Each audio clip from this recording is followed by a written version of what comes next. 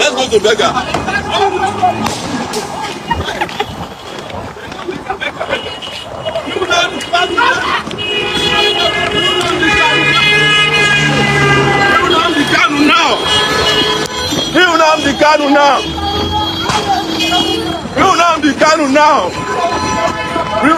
Kanu now.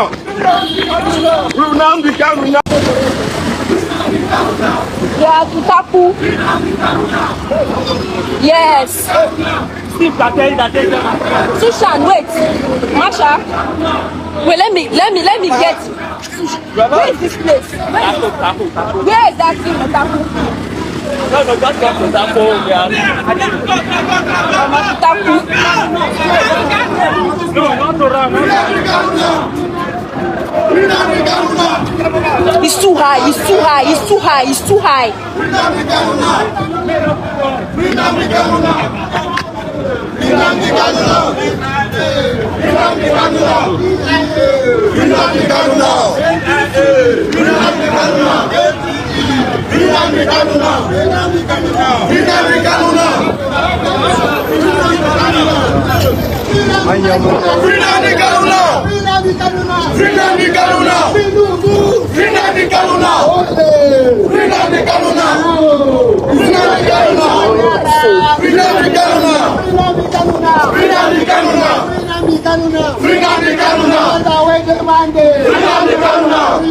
I didn't lie. We don't tackle just in front of NJ Secretariat.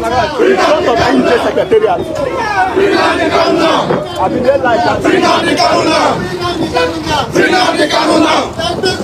Can never be defeated. The people united can never be defeated. The people united can never be defeated. The people united can never be defeated. The people united can never be defeated. The people united can never be defeated. The people united can never be defeated.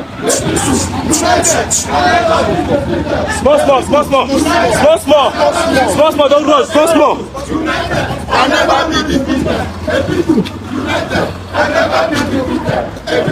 United can never be defeated.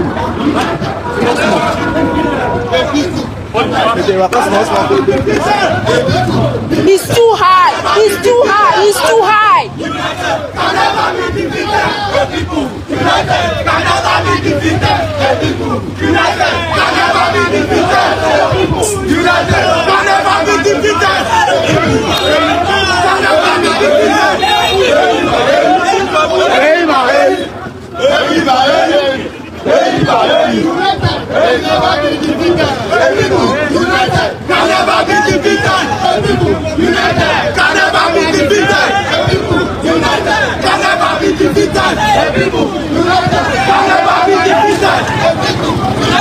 can never be defeated.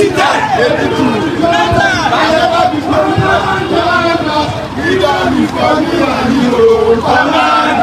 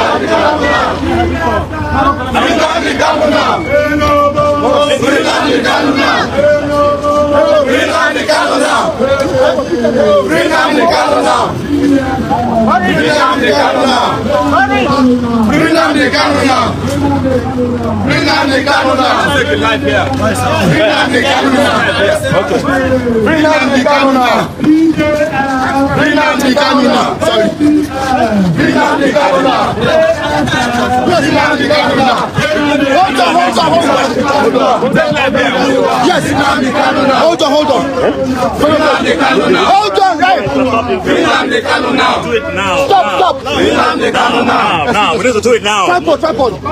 Excuse me. Excuse me. Nigerian people. Nigerian people. Let's complain. I'm just taking you. Please, we are determined today to see that Nnamdi Kanu is free. And we started as early as 7 a.m. But it is customary with our security forces. They attacked us unprovoked. And we decided that we will relocate to other parts of the city. And we are in Utako, and we will go around the city today until the city is shut down. Instead of using the soldiers and our police to fight terrorism, at Sabisa, in Zamfara, in Benue, in Plateau, and other places, they are using them on defenseless protesters. Please, you are aware that we close today as Nnamdi Kanu now rally. But we also tell Nigerians that today is one of the darkest days in the history of Nigeria. NSAS protest 2020 is 5 years today. So we are going to take a minute silence to recognize the heroes who were killed at the Lekki toll gate for NSAS. Can you take a minute silence? Can we pull back? Silence, please. Can we pull back? Let's have more.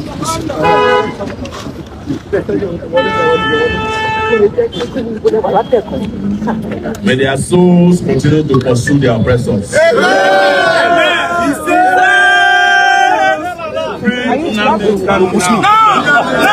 It is not a tribal issue. It is not a religious issue. It is not a sentimental issue. It's a social justice issue for us. We are not here as Igbos, Yorubas, or Hausas. In fact, if you look around very well, there are a lot of Igbos, there are a lot of Hausas and Yorubas. All united to ensure that our brother is brought back home. The sham trial that is going on at the Federal High Court. If they don't do that, they will get more. And they know that a lot of Nigerians are sitting with anger. It's not about Nnamdi Kanu alone. There's hunger, there's starvation in this country. There's political oppression. There's a lot of corruption going on under the Tinubu.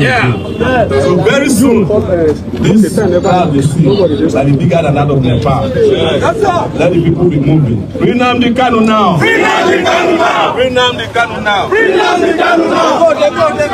Free Nnamdi Kanu now. Free Nnamdi Kanu now. Free Nnamdi Kanu now. Free Nnamdi Kanu now. Free Nnamdi Kanu now. Free Nnamdi Kanu now. Free Nnamdi Kanu now. Free Nnamdi Kanu now. Free Nnamdi Kanu now. Free Nnamdi Kanu now. Free Nnamdi Kanu now. I get onto Monday sit at home thing, which is very unfortunate. We've made it very clear. People, if you are protesting or agitating for anything, you are holding yourself down by now killing your own people under the pretext of Monday sit at home. And I think even Nnamdi Kanu himself and his IPOB, at least on record in terms of press releases that were sent out by IPOB, that they did not support the Monday sit at home. It was some criminal elements doing that. And we take them for their word that that's true, that they don't. And Monday sit at home thing is likely, over here. With anybody sitting at home now is doing so out of his own preference, not because of insecurity, as it were, because everywhere is secured on Mondays, and as the case may be. As for those who are agitating or going to have demonstration or whatever, they have a right to do so. I mean, in a democracy, everybody has freedom of expression, and you express have your freedom of expression in the way that you do so. I discussed the issue of release of Nnamdi Kanu, several months upon assumption of office, and even on the day that the Hanes and the Igbo had their Igbo there, I said, we needed to have a conversation, because for me, I believe very strongly that, of course, the agitation thing and the position on a separatist view of Igbo land, for me as a full-blooded Igbo man, I don't believe that. But I want us to have a conversation. I've told, I said, why I need Nnamdi Kanu to come and sit with all of us, everybody else, because nobody has greater right than the other. We're all Igbos, and we're all entitled to our views. And those of them who want us out of Nigeria, we all sit in a room and debate it. Are we served better being out of Nigeria or within Nigeria? I am of the view that the Igbo man needs Nigeria, Nigeria needs the Igbo man. I'm of the view that the Igbo man needs Africa, Africa needs the Igbo man. I'm of the view that the Igbo man needs the world. We're in everybody's village, and itinerant people cannot afford to be an intolerant people. That's my view. So, for those who are going on field protests, I am governor of a state. Mine is to govern. Social activists do their own job. I do my own job. I've had my say, and in the way that I do so, and there is a process that obviously has to get through. And that is what I can say to you. I speak very frankly. I have my opinion on this. Like I said, when Nnamdi Kanu comes out, that's what we believe. Ultimately, he will come out. And when he comes out, we are going to sit down around table and interrogate our alternative visions for Igbo land. My vision is that we should build a livable and prosperous homeland, so that as itinerant people, wherever you go and you don't find comfort, whatever else you go, you have a livable and prosperous homeland to return to. But do we need Nigeria? We need Nigeria, absolutely, and Nigeria needs us. That is my very deep belief, and I canvass it with no apologies, and I hold that. And I'm prepared to debate this with anyone, that the future prosperity of the Igbos, God didn't make a mistake in putting us together as one nation, and we must exploit all the opportunities available to that in a fairer Nigeria, equitable Nigeria. The Igbo man has a great future. Some argue that Tinubu's refusal to release Kanu while freeing others risks deepening ethnic resentment and widening the trust gap between the Southeast and the federal government. Do you share this concern? Of course, the president has violated Section 42 of the Constitution, and in violation of that Section 42, we talked about discrimination, and Nnamdi Kanu has been discriminated as a result of his tribe. I said it, and I continue to say it anytime, any day. Nnamdi Kanu is in detention today. It's not because he committed any crime. Of course, everybody knows the reason why Nnamdi Kanu was arrested. When Nnamdi Kanu was arrested, they want to stop people from exercising their right of agitation. So you cannot see that if you want to start agitating for your own republic in Nigeria, when you remember Nnamdi Kanu, you may do it again. That is what they want to do. It's not as if that Nnamdi Kanu committed a crime. That's what is that. Then two, violation of his rights, just like you said, under the Constitution, they said nobody can be discriminated against in Nigeria as a result of his tribe, place, sex, or whatever thing. But if you watch, you discover that it's very obvious that Nnamdi Kanu is being discriminated against.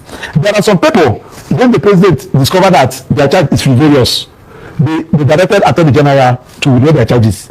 Now, Nnamdi Kanu never committed any crime. Thank God that the president, the federal government has opened up their defense and closed their case.